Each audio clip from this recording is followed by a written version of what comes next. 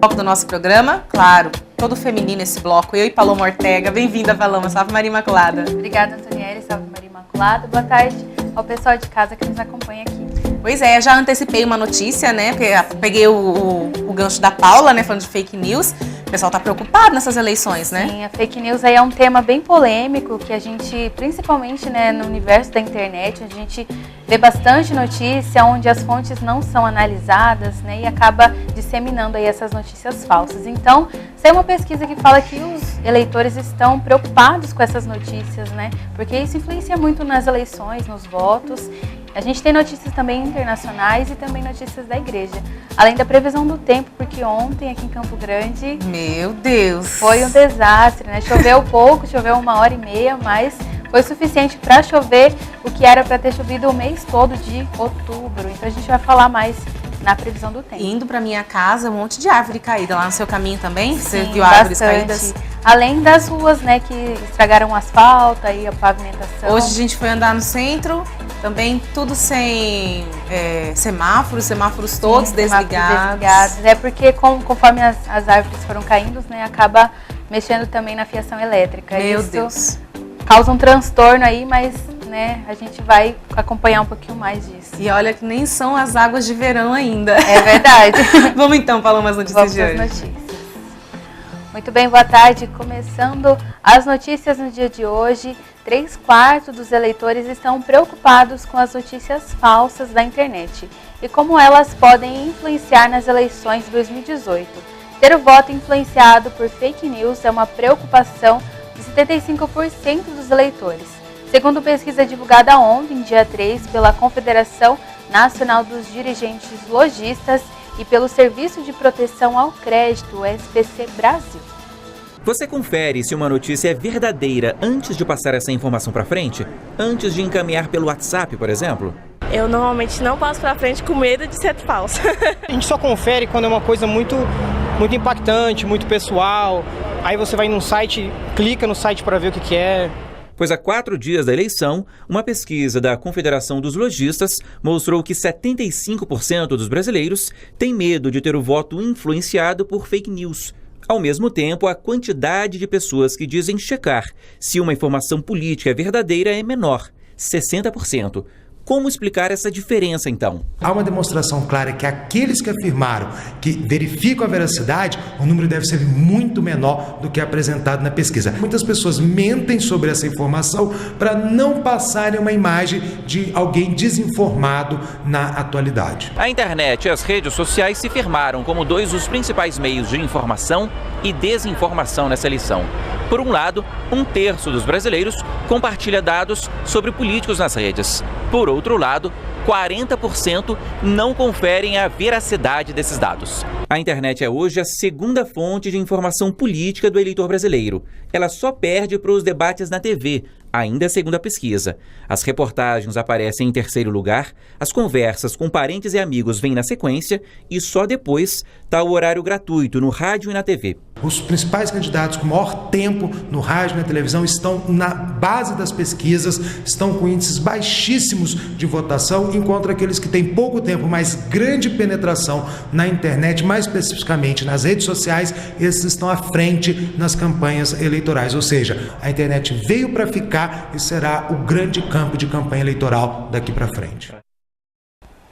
E para o cientista político Geraldo Monteiro, da Universidade do Estado do Rio de Janeiro, a eleição presidencial deste ano está muito polarizada e pouco politizada. Pesquisas mostram que Jair Bolsonaro, do PSL, lidera e Fernando Haddad, do PT, aparece em segundo nas intenções de voto. A marca da campanha de Bolsonaro é o antipetismo. Para o cientista político Geraldo Monteiro, a eleição presidencial deste ano é marcada pela radicalização. Paradoxalmente, nós temos uma eleição bastante polarizada, mas muito pouco politizada. A discussão política tem sido sacrificada em nome do medo e da raiva. Ele explica por que uma parcela de eleitores do PSDB migrou para o PSL do candidato Jair Bolsonaro. As pesquisas indicam que na classe média o Bolsonaro tem 50% das intenções de voto. Esse eleitor, que era o eleitor do PSDB, que votava no Partido da Social Democracia, se radicalizou e está agora apoiando Bolsonaro. e não pelas ideias do Bolsonaro, não pelo programa de governo do Bolsonaro, mas sim por uma aversão comum à esquerda, ao PT, ao estatismo. Para o cientista político, o segundo turno poderá ser ainda de mais radicalização. Como há uma rejeição muito forte, dificilmente os eleitores de centro vão ter essa tranquilidade para fazer essa opção. Eles vão acabar tendo que votar muito mais por medo ou por raiva, do outro lado, do que propriamente por convicção. Então eu antevejo um segundo turno ainda mais radical, né, e com perspectiva até de violência. Os institutos de pesquisa apontam que Bolsonaro lidera as intenções de voto, seguido pelo candidato do PT, Fernando Haddad, que está em segundo. E a Justiça decretou o julgamento por lavagem de dinheiro da ex-presidente da Argentina, Cristina Kirchner, e seus 2 filhos, entre outros acusados, segundo o comunicado judicial divulgado nesta quarta-feira. A ex-presidente da Argentina, Cristina Kirchner, irá a julgamento junto de seus filhos. Segundo um relatório judicial divulgado nesta quarta-feira, ela vai enfrentar um julgamento oral pelo caso conhecido como Los Sauces. O deputado Máximo Kirchner e sua irmã Florência também foram acusados. O juiz Julián Ercolini investiga o aluguel de complexos habitacionais que pertencem aos empresários Cristóbal Lopes e Lázaro Baez, que estão presos. De acordo com a acusação, Kirchner liderou entre 2009 e 2016 uma associação ilegal que executou um esquema para reciclar fundos de origem ilícita através da Los Sauces Sociedade Anônima, a agência imobiliária familiar. No total, outras 18 pessoas serão julgadas com os Kirchner em um processo que ainda não tem data marcada, mas que deve começar no ano que vem. Kirchner, que é senadora, acumula 7 processos judiciais. A ex-presidente garante que é inocente e que as acusações têm como objetivo acabar com sua participação política. E Lucas Galhardo é o representante da Pastoral Juvenil da Conferência Nacional dos Bispos do Brasil e comenta a inauguração do sínodo. Foi uma experiência nova, né, de saber como é o ambiente e tudo mais. Ontem tivemos o discurso do Papa, eu particularmente gostei muito, foram brevíssimas palavras.